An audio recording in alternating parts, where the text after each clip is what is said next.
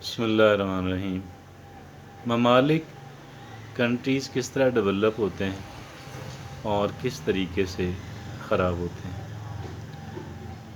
ये समझने के लिए मैं कोई टेक्निकल बातें आपसे नहीं करने जा रहा।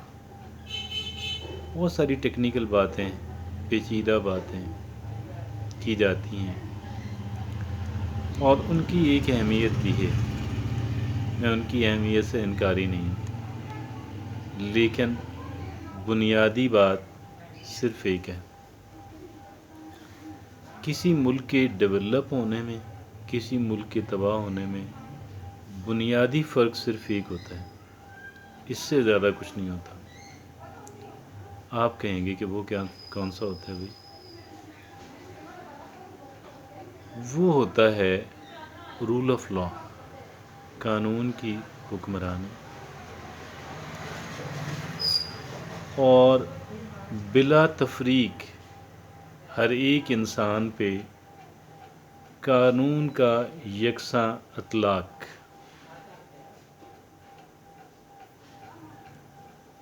जिन जिन ममालिक के अंदर कानून की हुक्मरानी है, तमाम शहरियों पे कानून का यकसा अतलाक है, उन ममालिक ने तरक्की की और वही ममालिक तरक्की कर भी रहे हैं।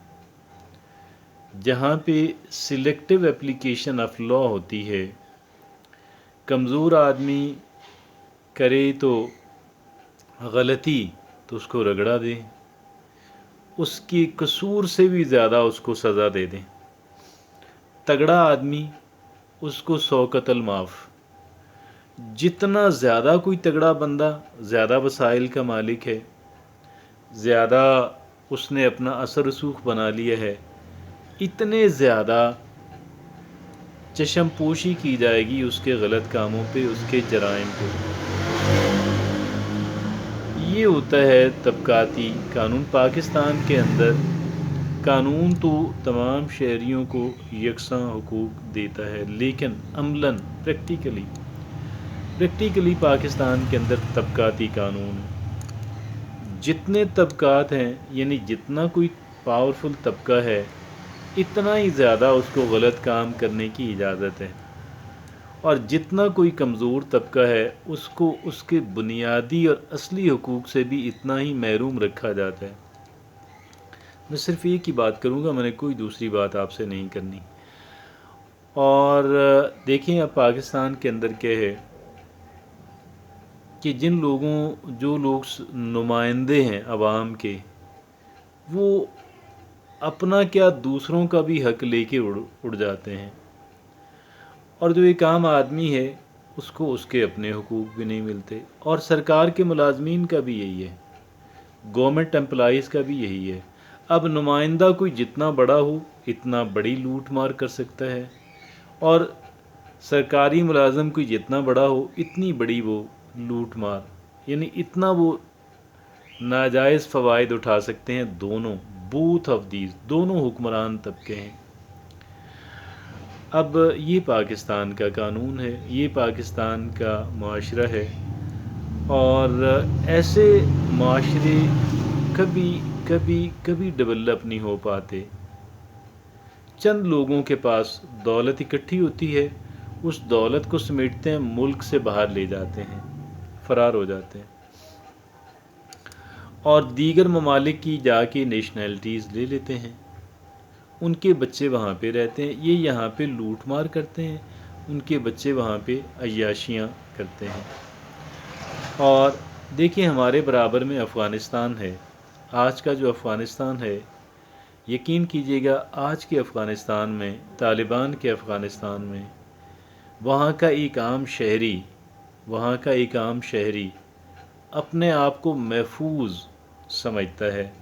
कोई इंसान वसाइल की बुनियाद पे, हुकूमती असर रसूख की बुनियाद पे किसी और कह लें कि वजह से उसके ख़िलाफ़ गलत काम नहीं कर सकता, और अगर करेगा तो कोई कितना ही ताकतवर क्यों ना हो, उसको अदालत भी क्या है, एक काजी बैठा हुआ है, और مزدور کی تنخواہ لے کے کام کر رہے، افغانستان کا حکمران مزدور کی تنخواہ پہ کام کر رہے ہیں، لیکن اس کا جو کہہ لیں کہ اس کی جو کارکردگی ہے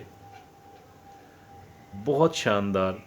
پاکستان بدقسمتی سے ایسے ممالک کے اندر شامل ہے جہاں کے حکمران یہاں کے وسائل کو دھڑا دھڑ لوٹ مار کے اندر لگے ہوئے ہیں، وہ نمائندے ہوں تبھی، وہ اگر ہوں سرکاری ملازمین ہوں تو بھی، حصہ بقدر جثہ، حصہ بقدر جثہ جو ہے وہ لوٹ مار کر رہے ہیں۔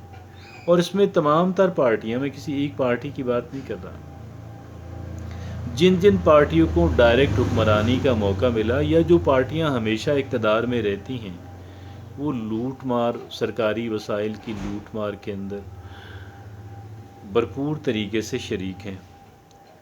میں نے افغانستان اور پاکستان کی مثال آپ کو دی، آج کے افغانستان کی بات کر رہا ہوں، میں اشرف غنی اور امریکہ کے افغانستان کی بات نہیں کر رہا۔ اشرف غنی جب فرار ہوا تھا تو وہ ذاتی جہاز کے اندر فرار ہوئے اور وہ اس کے اندر ڈالر سے بھر کے اس کو لے کے گئے، اور باقی بھی جو حکمران تھے وہ بھی اپنے اپنی حیثیت کے مطابق وہاں سے جو سرکاری خزانے کے اندر جتنے ڈالرز پڑے ہوئے تھے سارے لے گئے۔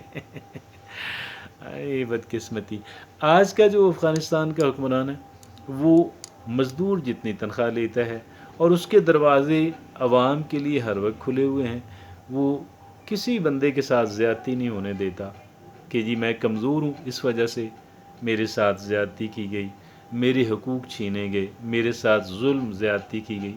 یہ آج کے افغانستان کے اندر ممکن نہیں ہے۔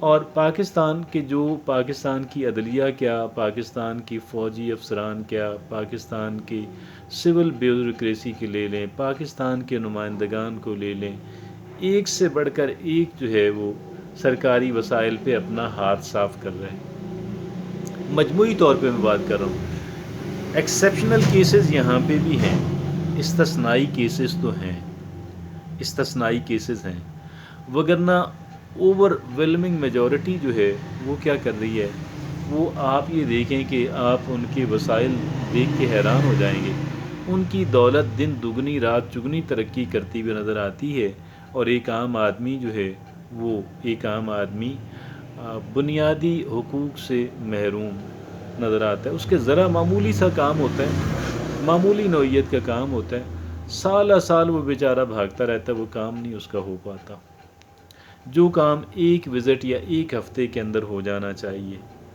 اور ناجائز ترین کام جو ہیں ان نمائندوں کے اور ان افسران کے ہو جاتے ہیں۔ تو پاکستان ہو، دنیا کا کوئی بھی ملک ہو، ایک بات کو یاد رکھیے گا، اور وہ ایک بات ہے قانون کی حکمرانی، قانون بھی ٹھیک ہو اور قانون کی پھر یکساں اپلیکیشن بھی ہو۔ یعنی دیکھیں، میں یہ سمجھتا ہوں اب ہمیں تو یقین کریں افغانستان سے بہت کچھ سیکھنے کی ضرورت ہے۔ ہم باقی ممالک کی کیا بات کرتے ہیں، جن ممالک نے ترقی کی ہے وہاں کا جو لیڈر ہوتا ہے، جو نمائندہ ہوتا ہے، اس نمائندے کی وہ چھوٹی چھوٹی غلطیاں معاف نہیں کرتے، عام آدمی کی کر دیتے ہیں، عام آدمی کی چھوٹی چھوٹی غلطیاں معاف کر دیتے ہیں، لیکن جو لیڈرشپ کا امیدوار ہو اس کی چھوٹی غلطیوں کو بھی معاف نہیں کرتے۔ کسی نے غلط جگہ پہ گاڑی پارک کر دی نا، کسی وہاں کے ممبر پارلیمنٹ نے، بہت بڑی خبر بن جائے گی، اور اگلی دفعہ وہ شاید پارٹی اس کو ٹکٹ بھی نہ دے۔ تو اتنی سی بات ہے۔ اب آپ یہ دیکھیں کہ ہم کہاں پہ کھڑے ہیں، اللہ رب العزت جو ہے وہ ہمیں توفیق دے، اور ہمیں ایک بات سمجھنے کی ضرورت ہے، صرف ایک بات سمجھنے کی ضرورت ہے، وہ یہ کہ جب تک کہہ لیں کہ پاکستان کے اندر طبقاتی نظام کا خاتمہ نہیں ہوگا، اس وقت تک پاکستان میں کوئی بہتری آنے والی نہیں۔ آپ تمام تر سیاسی جماعتوں کو دیکھ لیں، سیاسی جماعت کے اندر طبقاتی نظام ہے، سیاسی جماعت کے اندر طبقاتی نظام ہے۔ ایک بندہ جو اپنی پارٹی کو ایک منصفانہ انداز کے اندر نہیں چلا پا رہا، تو وہ کیسے ممکن ہے کہ وہ ملک کو، جو 22 کروڑ لوگوں کا ملک ہے، اس کو ایک منصفانہ انداز کے اندر چلائے گا؟ ناممکن سی بات ہے۔